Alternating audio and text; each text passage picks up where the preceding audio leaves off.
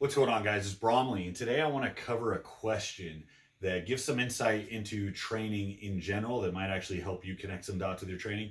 And that is, how do guys get so jacked in prison?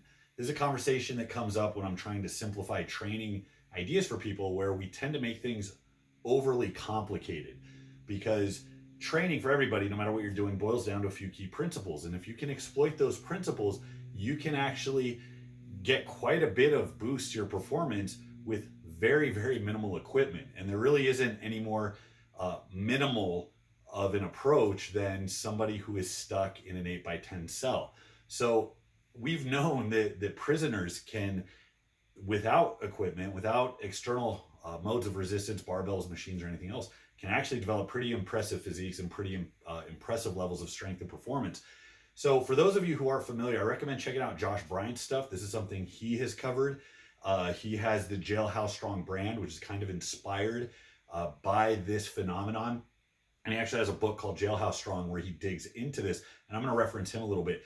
His book, Built to the Hill, is actually one of my favorite books. I wish I found that when I was younger, or when it first came. I wish I was around when I was younger, when I first started training. It's kind of like, I think, the strength athlete's version of Arnold's bodybuilding encyclopedia. I mean, he works with world champion powerlifters. He was mentored by Fred Hatfield, who was a PhD and wrote textbooks, and who was also a world-class powerlifter back in the day.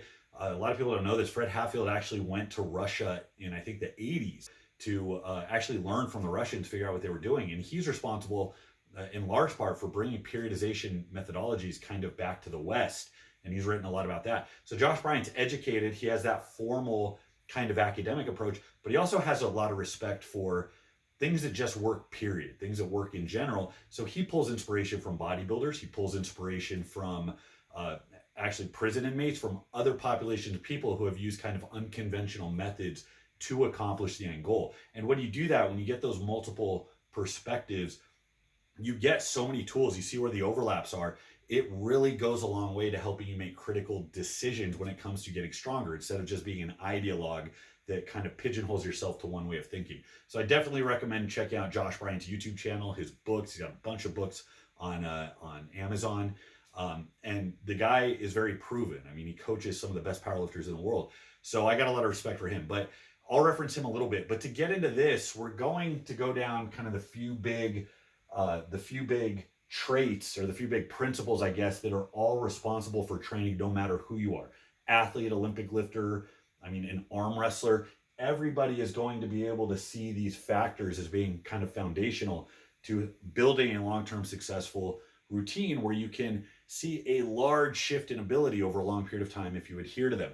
So the first one we're going to go into with regards to prison inmates is resistance. You need a mode of resistance if you want to develop strength, muscle, or even endurance to some capacity. So resistance, we use barbells, we use machines, we use bands, chains. We use a lot of different things as modes of resistance. So as long as we have this ability of creating tension in a muscle, that causes an adaptive response. Well, what do you do if you don't have a barbell or you don't have equipment? You use your body weight. As long as you've got an open floor space, you can do things like push-ups, sit-ups, planks. All of these bodyweight movements, plyometric movements, burpees are fantastic. And these movements have a built-in mode of resistance, which is your body weight, but they also use muscles in a way that are kind of analogous to barbell movements, because it's more movement pattern than it is isolation. And your body really likes to adapt to movement patterns, because not only are you stressing the muscles so you get that local adaptation, you're innervating these complex movement patterns, so your body increases coordination. And as your body gets better at coordinating these movements, you find that your efficiency improves, your ability to execute improves. That in and of itself represents another boost in training load, which you then have to adapt to. So you get this kind of back and forth between getting more coordinated and efficient, and then having to deal with the extra stress that is a byproduct of increased performance from that. And then you grow from that, and it seesaws back and forth. So these movements are all known as being devastatingly effective if you are trying to grow or get stronger. Dips are fantastic. Honestly, push-ups, there's a million variations you can do of these to keep it new. Chin-ups are a basic. You can do bodyweight squats. A lot of them use partner-assisted movements where they'll, do donkey calf raises, or they'll do squats with somebody on their shoulders. Planks, there's a whole bunch of abdominal work you can do. And these modes of resistance are productive. Again, they're analogous to barbell movements, but they also pack, aside from the coordination benefit of compound movements, which is what makes compound movement so effective, they have a similar metabolic effect. Doing body weight movements with a high level of intensity has a huge metabolic effect, which again spurs growth. So they have a very easy, straightforward method of resistance that allows them to continuously grow. Another big component is frequency. The nature of these movements, because most prison facilities don't have weights anymore because guys were getting too big and creating problems for the guards, the body weight movements, these plyometric movements, are actually very easy to recover from. Load is obviously lighter than it would be with free weights, which means it's easier on the joints. And in that sense, it is the muscles and your energy systems that become the limiting factor. And those actually adapt very quickly, and you can actually push those a lot more frequently. So because there is kind of an easier recoverability to these movements, they can be done frequently. And that paired with a bunch of free time, you really don't have a lot to do besides lift, eat, and sleep, means that you can really execute these movements multiple times a day, every day. So the high frequency gives a massive boost to performance. More frequency means more frequent touches. That means you adapt a little bit quicker, and you can stack that together to have a high fat burning effect because you're regularly doing these type of conditioning intervals, and you can build muscle very, very quickly. In fact, if joints were not the limiting factor, if you didn't have to worry about overuse issues, inflammation, tendonitis, bursitis, impingement, all of these other things, if we really were just left with muscles and our ability to tax them, we would be better off with the most high frequency approach because muscles do regenerate so quickly. So if maximal load is not a limiting factor, because that does require more time to recover, and joint wear is not a limiting factor, high frequency approaches are the way to go, and you grow very fast, you grow very aggressively. So another key factor is progression. Everybody knows at this point that to continue gains in strength and size, you need to have some mode of progressive overload. That means it's not enough just to set a workout and then adapt to it, although that works early on. Over time, you have to keep the stress increasing. One of the main methods that are used with progression is progressing the movement by going to harder variations. So with things like bodyweight movements, take a push-up, for example. You go from a push-up to diamond push-ups, and you go to one-arm push-ups. You can do plyometric push-ups. There's a lot of variations you can do to keep the stress going.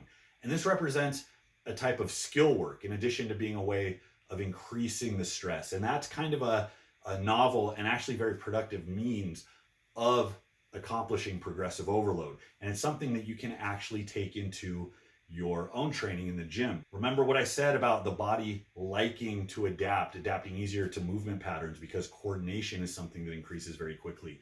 So that brings along an extra punch when it comes to adapting things. So the skill acquisition is a big one.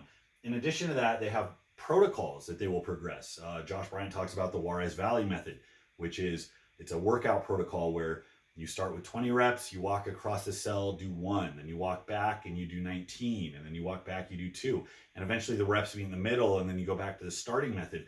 So that's a funny thing that coincides with a lot of other methods. Shako uses load variation, where in the same workout, he will vary the load by either pyramiding up and down, or he will keep the same weight and he'll have people bounce around between jumbled rep schemes. And this provides kind of a novel stimulus. So on the harder sets, you have more of an effort and intensity approach. On the easier sets, you have extra volume that you're accruing with a recovery element. So we know that volume and amount of work is important, but we also know effort and intensity is important. And with something that's easier to recover from, where you don't have to walk a tightrope of recovery, if you can pair together a lot of work with hard efforts, you grow ridiculously fast. So that's something that is important. There's a built-in method of progression. It's easy to see, it's obvious, and that is what keeps growth going after the initial training gets stale. So the fact that they have progressions built in. There's other types of workouts that kind of vary the stress. They'll do things with decks of cards, where a symbol will represent a lift or a movement, and the number will represent the rep. So 2 of diamonds might be 2 bodyweight squats. Ace of clubs might mean 11 push-ups, something like that. And by the time you get through a deck, you've accrued a ton of work.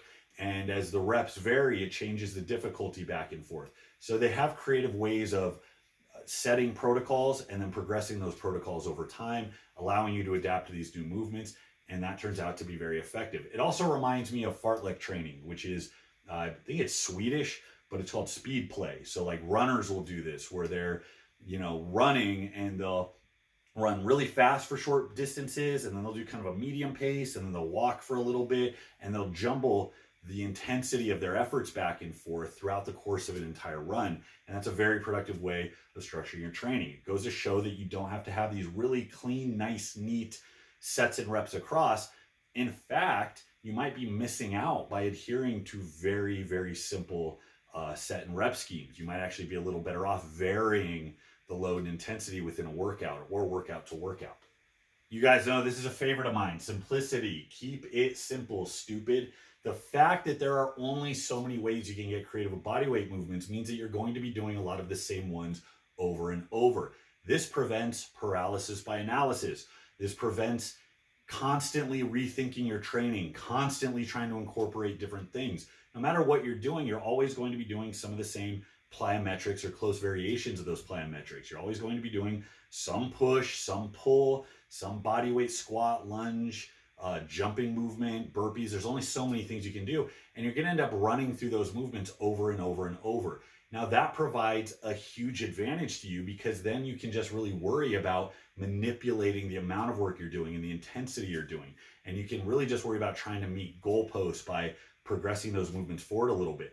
But when all you have is an 8x10 cell and your body weight is the main mode of resistance, you can't overthink it. It's really just a matter of getting to work. And this prevents one of the biggest pitfalls that a lot of lifters see, which is second guessing their training and not just doing the work they need to do. At the end of the day, and this is something Josh Bryant covers quite a bit with a lot of the bodybuilders that he references, or a lot of the, again, prison inmates that he references, where hard work with a few good movements is hugely productive for getting strong, and it bypasses an instinct that a lot of people have to cut the training short because they're really not sure what to do, or bouncing around from program to program. You can't bounce around too much when all you have is your body weight. You can do that when you have infinite machines, exercise selections, rep schemes, protocols that you could be following, and that turns out to be kind of a big detriment to a lot of lifters. Now, recovery is huge in any training program. Weights more so, because it's not just recovery of the muscle tissue, which happens pretty quick, even with really hard, high volume, high effort training protocols. Muscles still bounce back pretty quick. Tendons and joints take a beating. Your endocrine system, nervous system, sleep cycles, whatever, they get disrupted. You need to incorporate recovery. So the higher the load is, or the more devastating the work that you did was, the more you have to get creative with how you pace out your efforts so that you can recover and not just dig yourself in a hole. Going back to what I said originally, bodyweight movements and plyometrics are extremely easy to recover from systemically. So even if you mess up your legs by doing a ton of bodyweight squats, lunges, squat jumps, split squats, whatever you can think of, you will still find that the muscles adapt very fast, and eventually you get to the point where you can run through that not only on a daily basis, but on a multiple times a day basis. So recovery from the training is huge. Now, we all know that nutrition goes hand in hand with recovery. You're only going to be able to rebuild if you take in enough to counteract the damage that you did from your last workout.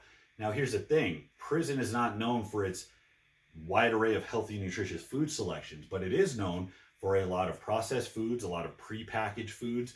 Guys can save up credit, or they can have people put money in their account and they can buy things like Top Ramen. So I have a couple of pieces of experience here. One is, one of my best friend's uncle was in and out of prison a lot of his life, and he was all of 5'8", probably $180, but he was nasty strong, and he spent a lot of time training. When he was in, he was a really good arm wrestler, and when he was out, he would talk about how they would eat. In fact, he made, which I hate to say today is one of my favorite things to eat when I'm a little drunk or when I just want some trash food. He would take a tortilla, cover it with mayo, put in cooked Top Ramen and a hot dog, and then dump the Top Ramen seasoning in it and eat it like a burrito. I know to a lot of you that sounds disgusting. It was actually delicious. Think of it as the best Taco Bell you've ever had at 2 a.m. when you're coming home from the bar. It was trash food, processed, ton of salt and sodium, ton of carbohydrates, ton of fat, and it turns out those things are fantastic for performance. Now, obviously, long term, if you have a diet that is dense with those types of foods, you're probably going to have some issues down the road. But in the short term, when it does come to building mass and increasing strength, salt, carbs, and fats are fantastic for growth, even so much that even if you don't have a high protein diet, that will make up a lot for it. Now, this is one that is hugely important and not enough people talk about it. This is something that you actually can use in your training if you have access to a very good training crew, if you work with people who are kind of alpha centric as far as everybody's trying to outdo each other, everybody's motivating, everybody holds you accountable. This is the same type of thing you might see in the military or in, let's say, football training, where you are in a team environment. Now, prison isn't necessarily universally a team environment, but when you do have training partners or you do have an environment that is very high stress, that creates a massive stress to your body that results in adaptation. Now, at our core, human beings are animals. We're primates. We operate very much socially, even though we try to, civilize it out of ourselves. We operate very similarly to how like primate or chimpanzee cultures do. Now, the funny thing is, you can associate advancement up the social hierarchy in primate cultures with direct increases in testosterone. So let's say when one male climbs higher up the totem pole, let's say he takes out the guy that was previously the alpha, testosterone levels rise. We actually see it in physical transformation. The traps actually get bigger, the arms get bigger. That primate will actually gain mass for no other reason than their spot on the pecking order changed. Now, that's a huge thing when you think about it. It's not just what you eat. It's not just how you train or the physical activity day to day, although that is a lot of it. There are also biological markers for growth that get affected based on your environment. And that's huge when you consider it. So in prison specifically, think about the general stress of being in prison. You have to be on your toes all the time.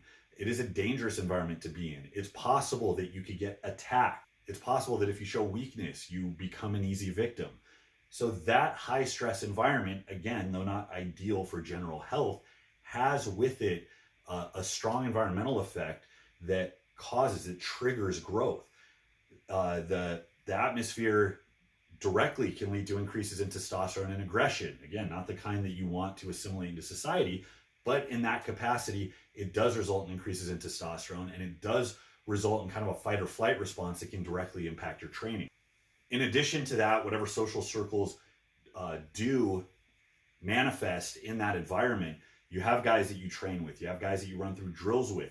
This creates a type of external social pressure. It keeps you accountable, it keeps you working, it keeps you outdoing each other. Now, this is something that exists very heavily in training culture. Some of the best lifters and athletes have come out of camps, groups, training groups that were big on accountability, that were big on sacrifice, that were big on getting in and doing the work and being accountable to the guy next to you. Again, that is massively huge because it prevents you from just using how you feel as a barometer for what you're going to do that day. It prevents you from slacking, from talking yourself out of training.